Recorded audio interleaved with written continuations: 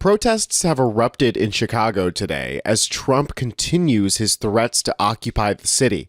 The latest is absolutely insane, basically calling for all-out war against the city, which is being met with immediate outrage from the people of Chicago, while at the same time the people of DC are continuing their Free DC protests, which is nearing its month mark. There's a lot going on out there today, folks, so subscribe to Really American and let's jump right into it. Earlier today, Trump posted this AI propaganda picture with a notably thinner man's body. I mean, look how thick his neck looks here. It's got the Chicago skyline in the background, and it says, "Shypocalypse now." It's captioned, "I love the smell of deportations in the morning. Chicago about to find out why it's called the Department of War." This immediately caused protests to start forming in Chicago.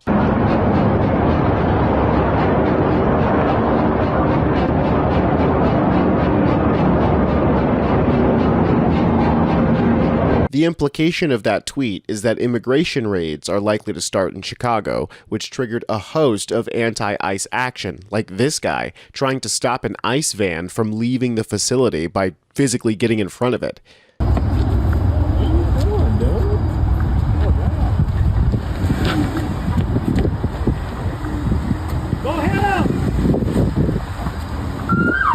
Now, the illegal action of renaming the Department of Defense back to the Department of War should, in of itself, be an impeachable offense. But threatening to send the military into Chicago in order to boost your deportation numbers is a level of illegality that is notably different from their original claim of cleaning up Chicago like they did in DC. It appears they're hoping to use the same pretense they used in LA, that the National Guard is assisting with immigration enforcement, but that was just ruled to be illegal. U.S. District Judge Charles Breyer concluded that Trump's use of thousands of federalized California National Guard members and U.S. Marines to provide protection to federal agents during an aggressive immigration crackdown in Los Angeles ran afoul of the Posse Comitatus Act, a 19th century law that generally prohibits the use of troops for domestic law enforcement purposes.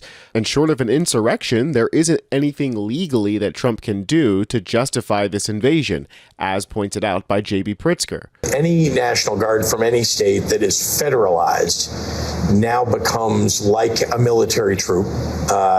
They are not allowed to do law enforcement. They can come into the city, but they are restricted essentially to federal buildings, protecting federal buildings. If that's what they intend to do, that is legal. But they're not allowed to simply come into the neighborhoods and start, imposing their will. There are laws against this. There is, in fact, unless there's some sort of insurrection, which there is clearly not, or, an attack on the United States coming from a city. Now, seeing as they just sank a boat with 11 people in international waters because they accused them of being drug traffickers, even though that's literally a war crime, it seems like Trump doesn't care too much about legality. DC is prepping for the fact that Donald Trump might not end his occupation. They're following suit with protests of their own, taking advantage of the fact that Trump is using the White House as a billionaire ass-kissing contest right now. Are marching to protest the Trump administration sending thousands of National Guard troops into that city. It has been nearly a month since President Trump deployed troops as part of his anti-crime agenda in D.C. It also led to a surge of federal officers from other agencies and an attempted takeover of the city's police department. Thursday, city officials filed a lawsuit over the deployment, accusing the president of violating the Constitution.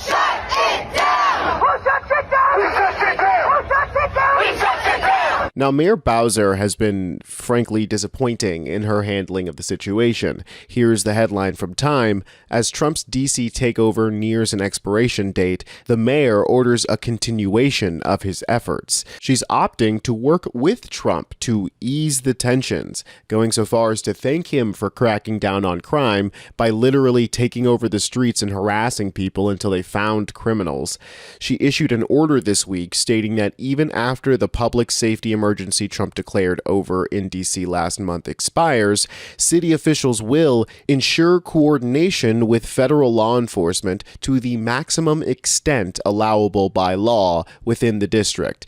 The order went into effect immediately, and it has no end date. She says this is to pave the way forward and to allow for a smooth transition out of this occupation period.